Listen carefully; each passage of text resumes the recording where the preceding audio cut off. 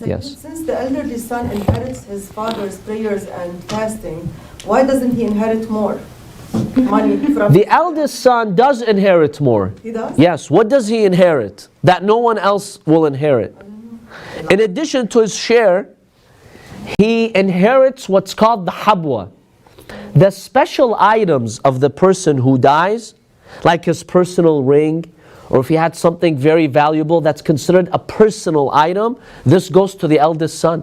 It doesn't go to all the inheritors. Yeah, this is called the habwa.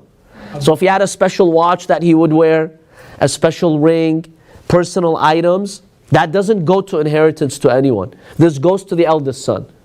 So with this extra inheritance that he gets, there's also a penalty. He has to make sure that the qada is taken care of. It's called habwa. Habwa, yes.